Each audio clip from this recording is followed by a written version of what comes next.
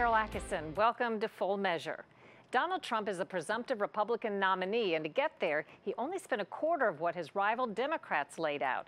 He says he will continue to self-fund what's left of his primary. So why has he hired a new fundraising chief?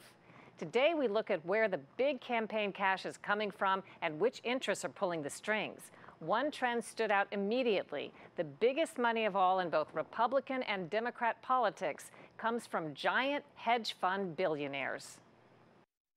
Our campaign depends on small donations for the majority of our support. We can't do this without you. I don't need anybody's money. I'm using my own money. I'm not using the lobbyists. I'm not using donors. I don't care. I'm really rich. The candidates know it's seen as a virtue if they shun big money. But the reality is, it takes cash to elect a president. Will Tucker is the money and politics reporter for OpenSecrets.org, which tracks campaign spending. He's our guide, helping dissect the complex and secretive world of campaign funding. Donald Trump has spent $37 million out of pocket so far and says he'll continue to self-fund the rest of his primary campaign. I'm not taking money from anybody. I'm not taking millions and millions of dollars. Donald Trump says he doesn't want our money. He's self-financing his campaign. So why does he have a donate button on his website? Well, I think Donald Trump is a little disingenuous when he says that he's self-funding his campaign. He's actually loaning money to his campaign. The money that he has loaned to his campaign can ultimately be paid back to him. But there are a lot of people out there who want to give to Donald Trump, and I believe small donors have given him something like $7 million so far. Donald Trump can rightfully say he does not have the big money backing that some of the other candidates do. He can credibly say that.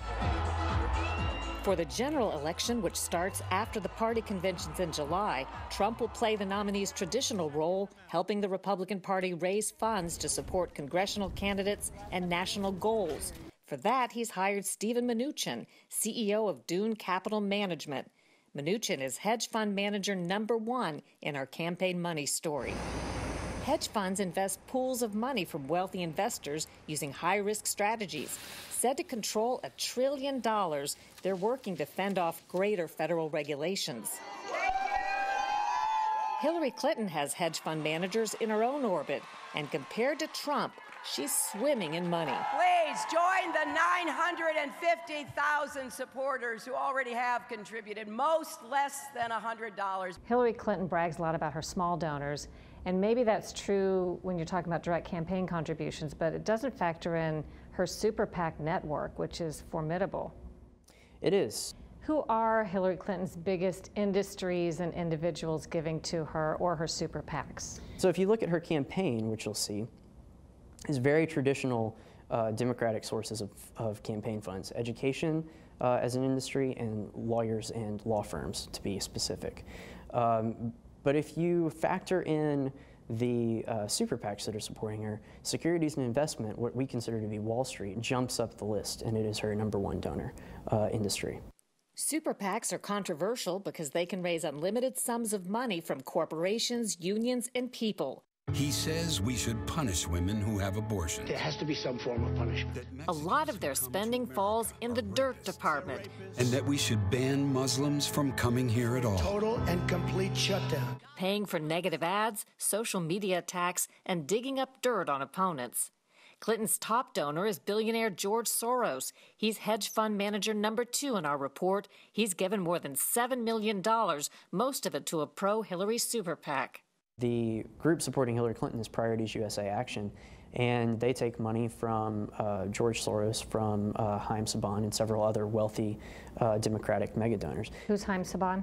Haim Saban is the chairman of a big media group. He is a liberal mega donor and has been for several years. He's a very plugged-in donor with the Clinton coalition. Saban and his wife have supported Hillary to the tune of $7 million. Their giant media investment firm owns Univision. That's the Spanish-language TV network that canceled plans to air Trump's Miss USA after he said he'd build a wall on Mexico's border and crack down on illegal immigration. The Saban company is also the network of Jorge Ramos. Excuse me, sit down. You weren't called. Sit down. Sit down. Sit down. who has publicly sparred with Trump. Clinton's biggest money strength comes through a formidable network that includes American Bridge, Priorities USA, Media Matters, and Correct the Record, groups that work together on data, polling, news media outreach, opposition research, and negative ads. Donald Trump says we can solve America's problems by turning against each other. Also on Clinton's big money list, of financially engineered products. Billionaire James Simons of Euclidean Capital, our #3 hedge fund mogul. Like Soros, he's in for around $7 million so far. In contrast to Hillary's $7 million men, the Donald's top donor weighs in at $150,000. It's John Powers Middleton Companies, founded by the executive producer of My Big Fat Greek Wedding 2. Who says a woman has to be married? You. All our lives. The wedding is on! For the first time, Trump is also getting some major super PAC support. In the past few weeks, Great America has dropped $6 million on pro-Trump TV ads. We will make America great again. But believe it or not, the largest conservative and liberal donors of 2016 haven't given big money to either Hillary or Donald so far.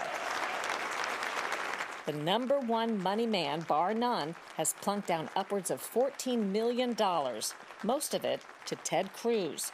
He's Wall Street CEO Robert Mercer and our #4 hedge fund magnate. The top liberal donor is billionaire Tom Steyer, our #5 hedge fund boss. And he's not given much to Clinton, according to Tucker. He's supporting issues. Tom Steyer has given more than $10 million to a group of super PACs that he started that advocate for climate change policies, progressive climate change policies. That takes care of the most colossal donors. Which candidate is getting the most support from small donors? Our campaign has the energy. It's far and away Democrat Bernie Sanders. As a matter of fact, when we download the data from the Federal Election Commission for Bernie Sanders, it takes us days to process all of the small contributions that go to Sanders. And it's a huge headache for our researchers, but it is a point that Sanders can credibly make on the campaign trail. Hillary Clinton, on the other hand, because she has super PACs supporting her, the amount of money that she receives from small donors pales in comparison to the amount of money that her super PACs get and then will spend to support her in the general election. Sanders has not had a super PAC that has been affiliated in any way with his campaign. Though he does have supportive super PACs, National Nurses United have made independent expenditures, though certainly not on the level of Hillary Clinton's Priorities USA. Directly to his campaign, we see a lot of contributions from, again, reliably liberal industries like education and health professionals that are giving to Bernie Sanders. Sanders' biggest single donor is the parent company of Google, Alphabet Inc., $255,000. So how does it all look in a side-by-side comparison?